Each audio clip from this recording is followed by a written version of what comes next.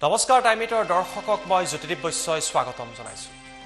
আজি দিনৰ ভাগত হঠাৎ যেটো খবৰ আহিল, এই খবৰৰ পিছতে সমগ্ৰ দেশত চলচ্চিত্ৰ প্ৰেমীসকলৰ মাজত এই বিষয়টোক লৈ চৰ্চা চলিল। এগৰাকী অভিনেতা, যিগৰাকী অভিনেতাৰ যি অভিনয়ৰ তেখেতৰ শৈলী আছিল, যি অভিনয়ৰ প্ৰতিভা আছিল, সেই প্ৰতিভাই প্ৰতিগৰাকী ভাৰতীয়ৰ মনত, প্ৰতিগৰাকী চলচ্চিত্ৰ প্ৰেমীৰ মনত গভীৰ সাঁচ বহাইছিল। এই অভিনেতাগৰাকী আছিল ইৰফান খান। সকলোকে কন্দুৱাই ইৰফান খান তেওঁ আমাৰ মাজৰ পৰা গুচি গ'ল।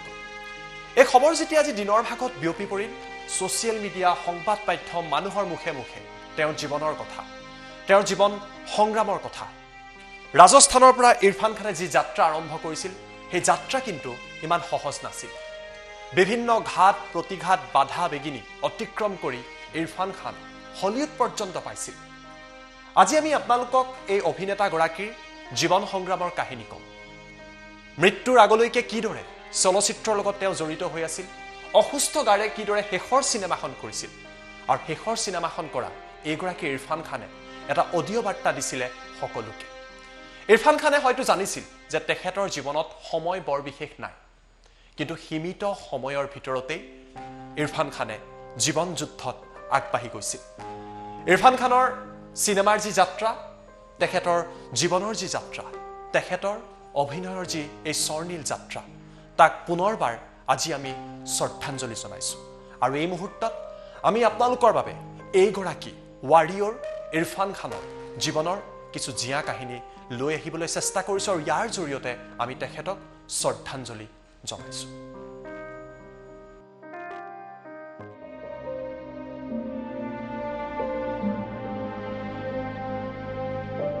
হঠাৎ দিনৰ ভাগতেই এটা দুখবৰ আহিল, আৰু তাৰ পাছতেই সমগ্ৰ দেশত শোকৰ ছাঁ।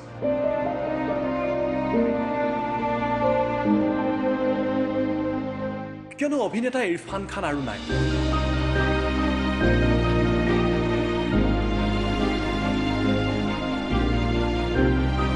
দীৰ্ঘদিন ধৰি কৰ্কট ৰোগত আক্ৰান্ত হৈ থকা অভিনেতাগৰাকীয়ে অৱশেষত শেষ নিশ্বাস ত্যাগ কৰিলে।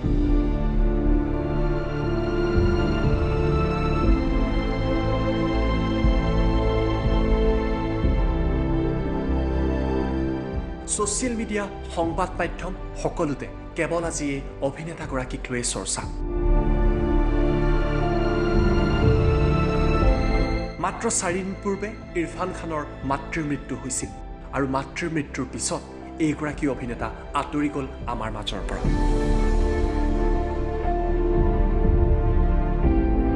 কিন্তু জীৱিত কালত ইৰফান খানে ভাৰতীয় লোকসকলক, চিনেমা প্ৰেমীসকলক, বিশ্বৰ ছবি প্ৰেমীসকলক বহুতো দান দি গ'ল।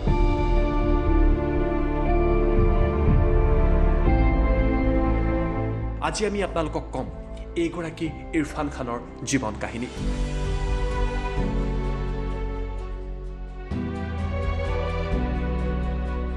ৰাজস্থানৰ পৰা হলিউডলৈ ইৰফান খানৰ যাত্ৰাৰ কাহিনী।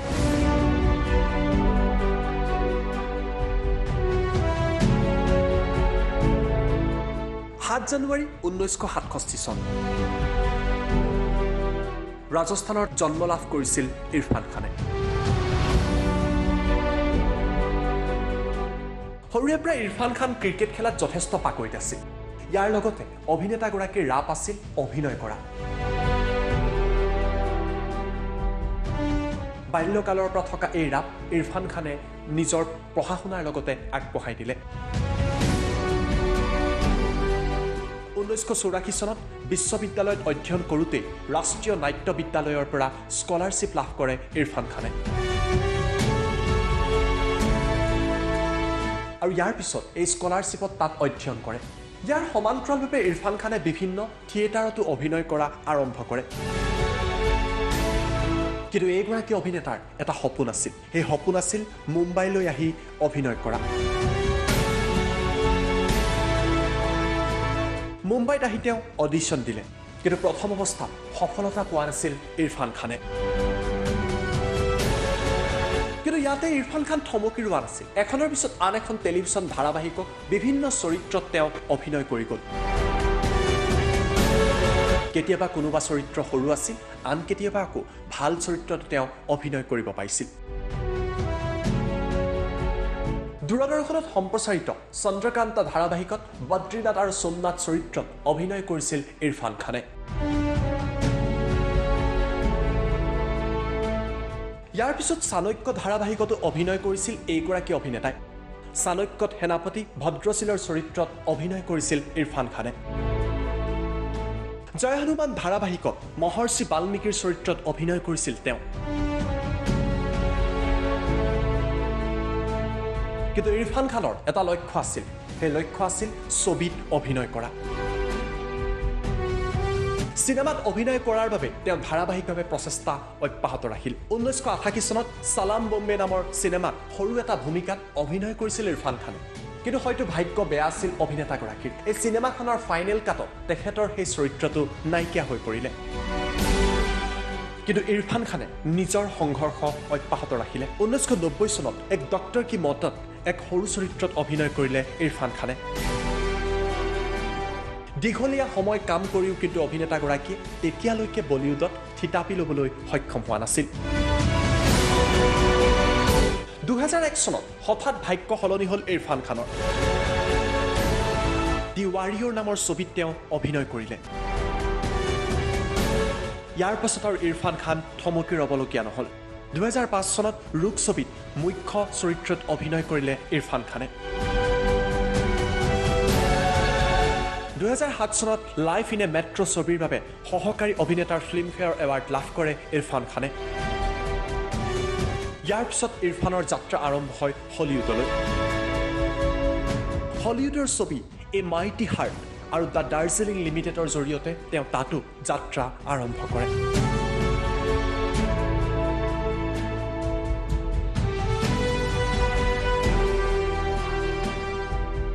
2008 চনত অস্কাৰ বঁটা লাভ কৰা স্লামডগ মিলিনিয়াৰ ছবিটো অভিনয় কৰিছিলে ইৰফান খানে। এখনৰ পিছত আন এখনকৈ হিট ছবি উপহাৰ দিলে এইগৰাকী অভিনেতাই।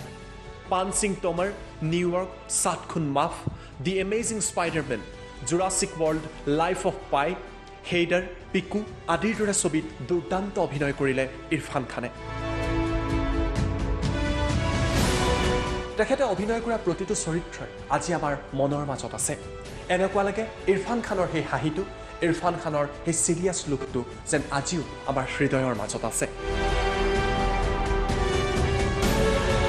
পাঞ্চিং টমৰ ছবিত কৰা দুৰ্দান্ত অভিনয়ৰ বাবে তেওঁ ৰাষ্ট্ৰীয় ফিল্ম বঁটাও লাভ কৰিছিল। হিন্দী মিডিয়াম ছবিৰ বাবে ইৰফান খানে লাভ কৰিছিল সৰ্বশ্ৰেষ্ঠ অভিনেতাৰ বঁটা। এইগৰাকী ইৰফান খানৰ শেষৰখন ছবি আছিল আংগ্ৰেজী মিডিয়াম। এই ছবিখনৰ সময়ত ইৰফান খানৰ শৰীৰ যথেষ্ট দুৰ্বল হৈ পৰিছিল। তেখেত ইতিমধ্যে ৰোগত আক্ৰান্ত হৈছিল, কিন্তু ৰোগাক্ৰান্ত শৰীৰ লৈও তেওঁ অভিনয় কৰি গ'ল। এই ছবিখনৰ প্ৰমোচনত অৱশ্যে ইৰফান খান যাব পৰা নাছিল, কিন্তু তাৰ পাছতো তেওঁ এটা বাৰ্তা দিছিল লোকসকলক। हेलो भाइयों बहनों, नमस्कार। मैं इरफान। मैं आज आपके साथ हूं भी और नहीं भी। खैर, ये फिल्म अंग्रेजी मीडियम मेरे लिए बहुत खास है। सच यकीन मानिए, मेरी दिली ख्वाहिश थी कि इस फिल्म को उतने ही प्यार से प्रमोट करूं जितने प्यार से हम लोगों ने बनाया है। लेकिन मेरे शरीर के अंदर कुछ अनवांटेड मेहमान बैठे हुए हैं, उनसे वार्तालाप चल रहा है। देखते हैं किस करवट उठ बैठता है। जैसा भी होगा आपको इत्तला कर दी जाएगी। कहावत है, when life gives you lemon, you make a lemonade। बोलने में अच्छा लगता है, पर सच में जब जिंदगी आपके हाथ में नींबू थमाती है ना, तो शिकंजी बनाना बहुत मुश्किल हो जाता है।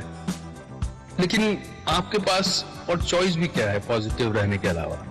इन हालात में नींबू की शिकंजी बना पाते हैं कि नहीं बना पाते हैं, ये आप पर है। और हम सब ने इस फिल्म को उसी पॉजिटिविटी के साथ बनाया है, और मुझे उम्मीद है कि ये फिल्म आपको सिखाएगी, हंसाएगी, रुलाएगी, फिर हंसाएगी शायद।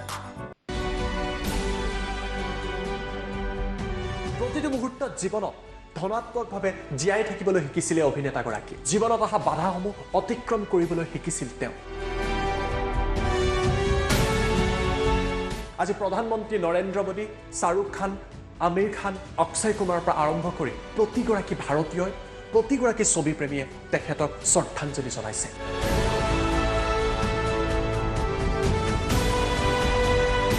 পাইমেটৰ পৰিয়ালৰ তৰফৰ পৰাও এইগৰাকী মহান অভিনেতাক আমি শ্ৰদ্ধাঞ্জলি জনাইছোঁ। ইৰফান খান আজি আমাৰ মাজত নাথাকিলেও তেখেতৰ সৃষ্টিৰাজি সদায় আমাৰ অন্তৰত থাকিব।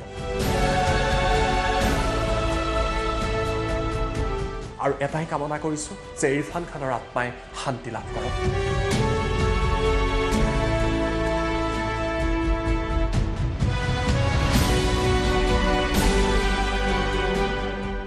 Bureau report, time 8।